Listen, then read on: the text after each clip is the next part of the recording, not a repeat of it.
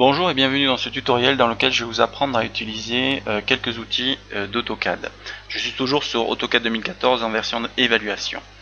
Je vais vous apprendre donc aujourd'hui l'outil ligne, l'outil arc et l'outil polyligne. Donc vous allez découvrir les différences entre ces trois outils. Le premier c'est l'outil ligne.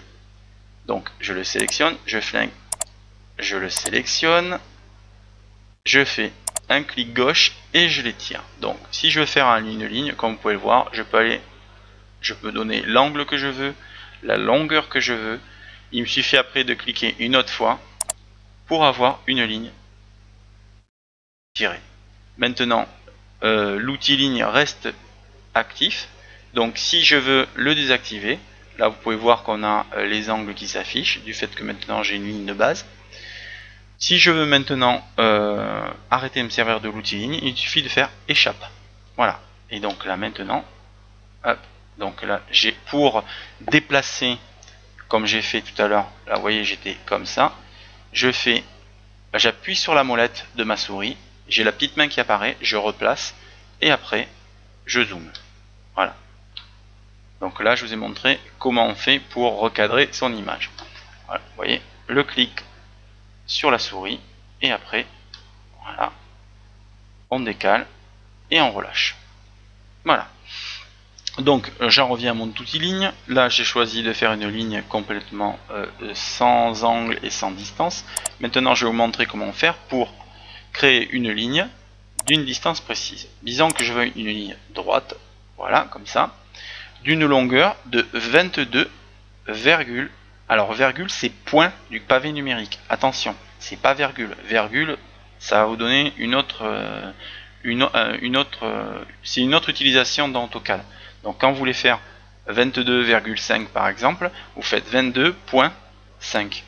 Voilà. Et maintenant je fais Entrée. Et là, hop, j'ai une ligne. Maintenant pour vérifier que cette ligne fait bien 22,5, je vais prendre mon outil distance. Hop. Et là, comme je peux le voir, j'ai bien 22,5. J'ai fait échappe à nouveau pour changer d'outil. Puisque là j'étais sur l'outil mesurer, du moins mesurer une distance. Maintenant, donc comme vous pouvez le voir, j'ai fait une première ligne. Si je veux en faire une autre, je resélectionne l'outil ligne. Voilà. Je fais par exemple voilà, une autre ligne de 18.62. Je fais Entrée et là j'ai fait un dézoom en me servant de la molette de ma souris. J'ai replacé toujours en appuyant sur le bouton de la souris. Et après, je vais pouvoir faire une autre ligne. Je peux continuer. Du moment que je ne lâche pas, je ne désélectionne pas l'outil ligne, je vais pouvoir continuer à faire des traits. Voilà. Donc là, c'est l'outil ligne. Le truc, c'est que quand vous faites une ligne, vous faites des lignes qui sont indépendantes les unes des autres. Donc si par exemple, je sélectionne celle-là et je fais supprime, je ne sélectionne que cette ligne. Maintenant, je fais CTRL Z pour revenir en arrière. J'ai récupéré ma ligne. Donc, comme vous pouvez le voir, on peut facilement créer une ligne en utilisant aussi bien donc une distance précise ou un angle ou autre chose. Bon, donc ça, je vous ai montré donc comment on faisait l'outil ligne.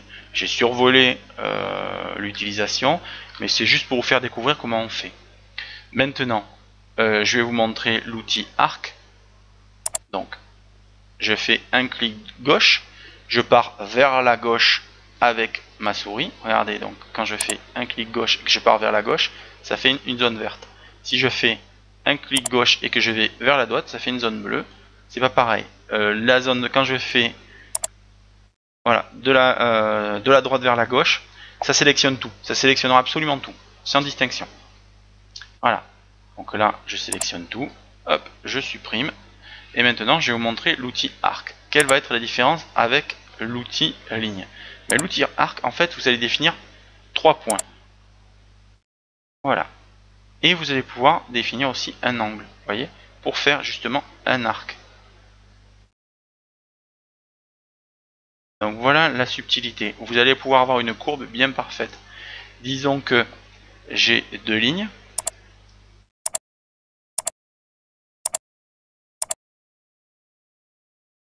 Voilà, disons que ça soit quelque chose de très précis. Que maintenant,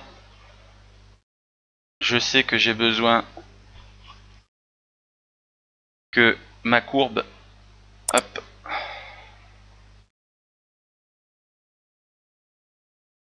elle passe par ce point là et qu'elle revienne à ce point là. Je vais faire donc l'arc. Je viens ici, je choisis là et là, je vais venir ici.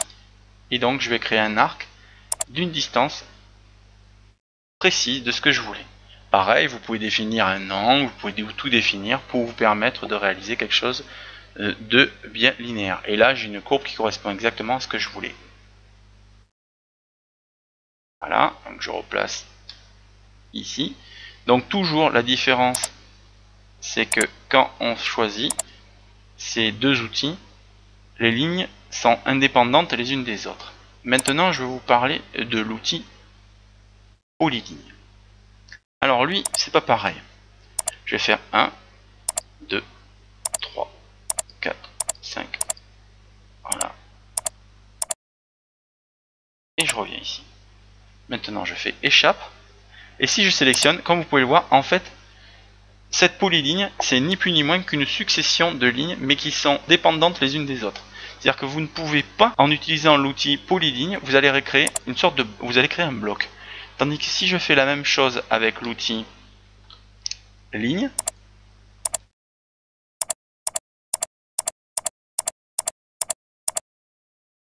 voilà, fait échappe. Regardez, hop, là, je ne sélectionne pas tout le bloc. Tandis que si ici, je sélectionne la polyligne. C'est une même ligne, une polyligne. Tandis qu'une ligne reste une ligne indépendante. C'est quelque chose qui est très particulier et qui vous permet, par exemple, quand vous construisez quelque chose, d'avoir facilement un bloc sans être obligé de créer justement un bloc. Après, ce n'est pas figé, parce que si par exemple je sélectionne ma polyligne et que j'utilise l'outil, voilà, ici, décomposer, maintenant, regardez, la polyligne est devenue une ligne. Je vais revenir en arrière. Et là, comme vous pouvez le voir, là, c'est une polyligne. Donc, la polyligne, on peut très bien l'exploser. Quand vous avez un document, par exemple, moi ça m'arrive d'avoir des documents, ou si j'ai une polyligne, et j'ai besoin à un endroit précis d'avoir qu'une seule partie de la ligne. Des fois, je travaille moi sur des kilomètres de ligne, donc il suffit que cette ligne-là, je la veuille pas en entier. J'utilise par exemple l'outil exploser. Ça explose la polyligne et ça me permet moi après de travailler sur la partie que je veux. Donc là c'est pas figé, comme vous pouvez le voir, on peut. Au même titre que si on a plusieurs lignes, voilà, on veut la transformer en une polyligne, je fais la commande pedit, je fais oui, je fais joindre, je sélectionne tout, je fais entrer, et maintenant, regardez, j'ai à nouveau une polyligne. Voilà. Donc en fait, j'ai joint toutes les lignes. Donc quand on a des lignes, on peut les transformer en polyligne, et quand on a une polyligne, on peut la retransformer en ligne. Ce n'est pas figé. C'est pas quelque chose de définitif. Donc là aussi, pareil pour les polylignes. Si vous voulez donner des distances précises, hop, voilà. Je choisis mon angle, vous voyez, je vais mettre à 140. Voilà. Je vais mettre. Voilà.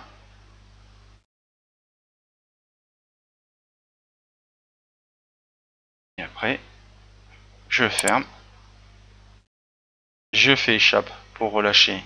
Et là, comme vous pouvez voir, j'ai ma polyligne, tout en utilisant les mêmes commandes que tout à l'heure, en pouvant définir une taille précise pour chaque ligne. Donc là, si on remesure par rapport à ce que j'ai fait tout à l'heure, je reprends l'outil ici, mesurer une distance, hop, hop, ouais, j'ai 40.